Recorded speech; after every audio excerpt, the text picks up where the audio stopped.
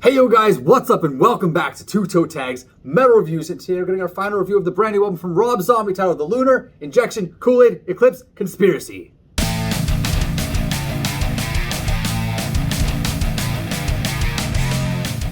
So we spent the entire week listening to this album non-stop, and I guess I'll take the floor or keep the floor, and I'm going to say that this was a very conflicting album for me, which happens from time to time.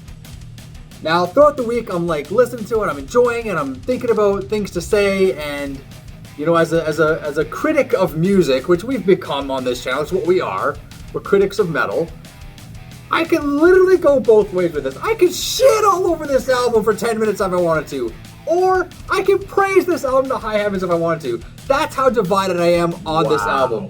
It's weird, man, because there's just, it felt like it was very mood driven. Sometimes it was into it, grooving along, this is the shit. And sometimes I'm going, what the fuck is this? Why am I listening to this?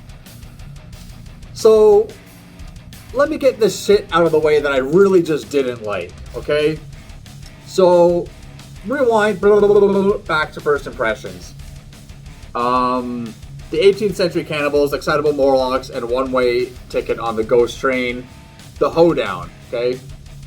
Still don't like it. Skipped it many times. There was a point in time where I was like, okay, let's really give it a shot and really listen to it. I gave it a chance. I really tried to give it a chance. It didn't do anything for me. Now, somebody left a comment saying, you know, that's a John 5 thing. He does stuff like that in his solo work, which I was familiar with. I know he does that kind of stuff. That doesn't mean I have to like it. That doesn't mean it's any good. It doesn't mean anything at all. Maybe I guess the only thing it really means is that wasn't really a creative direction from Rob Zombie himself. It could have been, and maybe it wasn't. All I know is on John 5's solo stuff, he does do stuff like that. And I've listened to some of his solo stuff before, and it definitely pulls from that. Still don't like it. All of the interludes.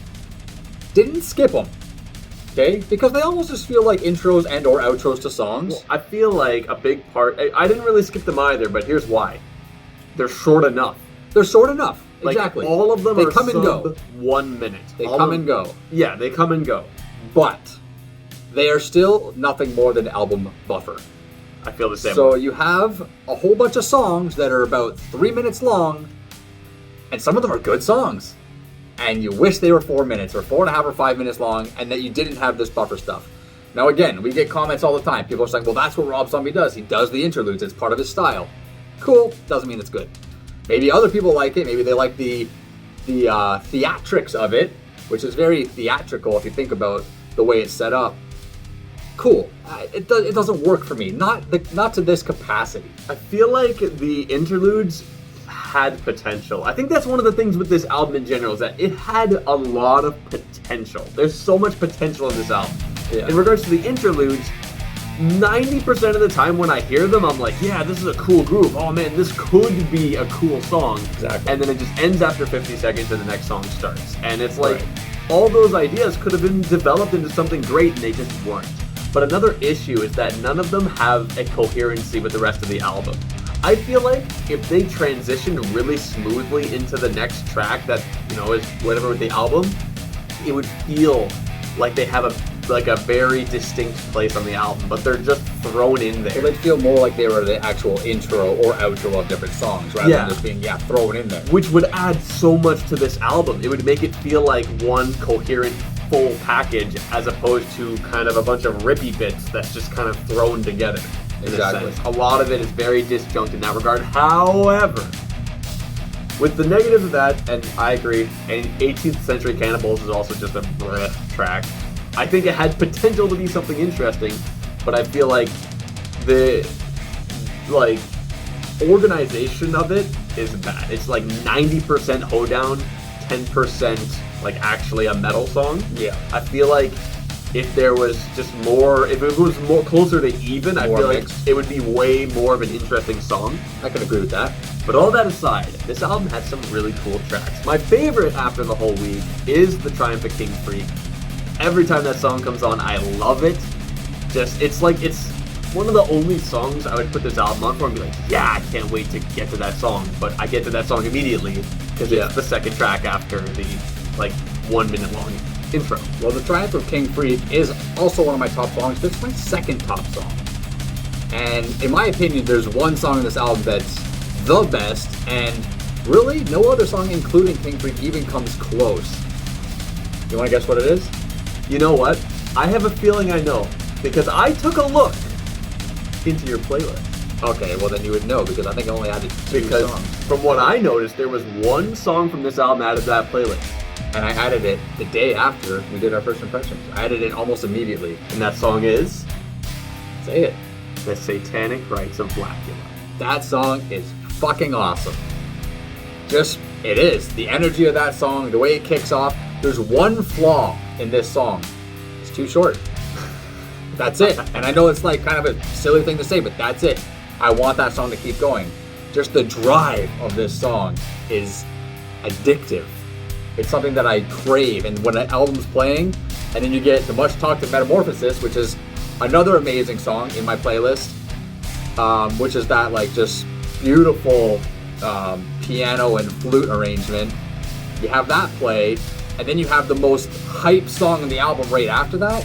Is a beautiful marriage, a beautiful duality of music compacted right there in that section of the album that I think is just phenomenally put together. Well, that song specifically, I did kind of like at first, but as the week went, I just kind of was just indifferent to it. Boo. It wasn't really grabbing me the same way it grabbed you. What, like, the experience you had is how I felt with King Freak.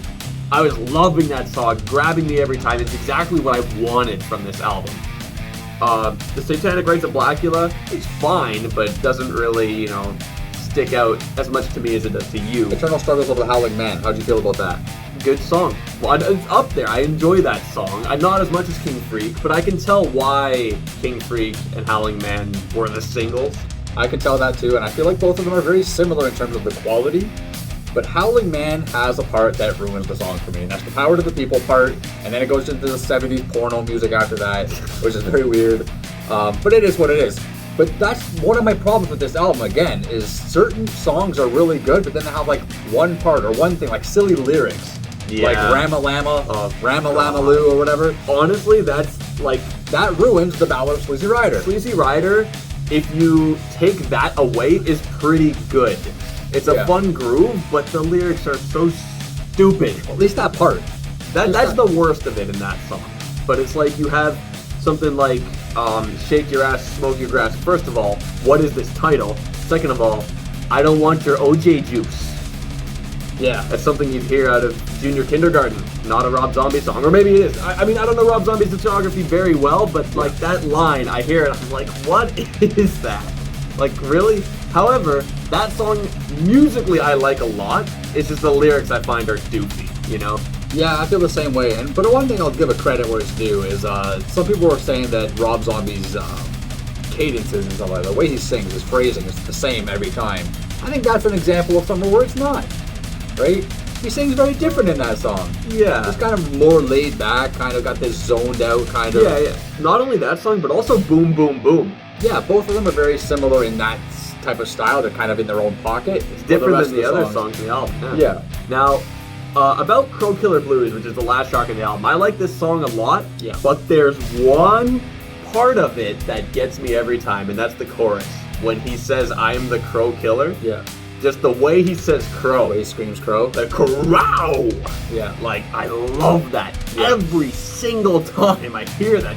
Yeah! Well, that's another good example of him not using the same voice all the time. He does put emphasis on things sometimes, and the effectiveness of that emphasis is very good. Now, one thing about this album that I found kind of interesting is that, I think about it and I'm like, yeah, there are some really fun songs on it, but I never really found myself like super into really wanting to put it on, I'd be like, okay, I'm gonna put it on, and then I put it on, I'm like, you know what, yeah, I was actually kind of digging some of those songs. But then I got to the point where Triumph of King Freak was just amazing for me, so I'm like, yeah, King Freak, and then after that's over, I'm like, okay, a few this and that here and there, I guess, a few hits and misses. That was similar, but a little different. For the first half of the week, I was like into the album. I was like looking forward to it, blasting it, just repeat over and over again. Then it started to fade on me a bit, right? The fatigue test, it was failing that a little bit, but I'm still enjoying it. Like I still put it on today, and I was like, yeah, this is pumping. I almost said pumping. This is pumping. Or it could be humping, you never know, whatever kind of mood you're in. It could be humping if you want to. I'm not gonna judge anybody if you want to hump to this. No judgment here. But yeah, one thing to add, I think we should get to rating, but we talked about Crow Killer Blues. The John 5's performance on that song specifically, the riffs in that song are amazing. Love the riffing in that song. The pinch harmonics, beautiful. Ginger's also great on the album. Just wanted to throw that out there. The drumming and the guitaring is actually really nice on this album. Very catchy, very fun to listen to. But with that said, I think we should get to ratings. I'll go first. I think the Lunar Injection Kool Eclipse Conspiracy is a very good album, but there's just too much bleh that's there that it's not worth a toe tag. But I still had fun listening to it. I'm going to give it a 7. Almost a 7.5, and I'm going to lay it on a 7. I think that's a fair score. I definitely added a couple songs to my playlist. I'll probably come back and listen to this again in their end of year special. It'll be interesting to see after several months goes by how this fares, listening to it after not hearing it for 8 or 9 months and seeing how it goes. But yeah, 7 my score. That was certainly not the rating I was expecting from you. Wow. But as for me, I was really split on this album because I liked a lot about it, but a lot about it I was just kind of like on it. I never found myself really, really getting into it, but then I kind of was. So I was just all over the place. But all things considered, I'll have to give it a 5.5. It's considering 6, but there's a lot of padding on this album, and I feel like that really hurts the experience a lot. If you remove all the padding and remove 18th Century Cannibals, you actually have a very strong album. And I wish I could review it ignoring those tracks, but I can't. Yeah, that's the thing. The padding is what hurt it for me too, but in my opinion, the padding is there and it makes it... It prevents it from a toe tag, but it's not bad padding. That's the problem. Yeah, that's the thing. Not bad it's padding. Not painful to get through, but I wish it wasn't there, Yep. Anyways, guys, that's our review for this crazy album for Rob Zombie. So let us know in the comments below what you guys think. If you guys agree with our scores, or what score would you guys give it? But that's it from us for now, so be sure to subscribe to the channel. If you're new, like the video if you liked it. I'm Vile Self. I'm TV Fish. And we'll see you guys in the next video.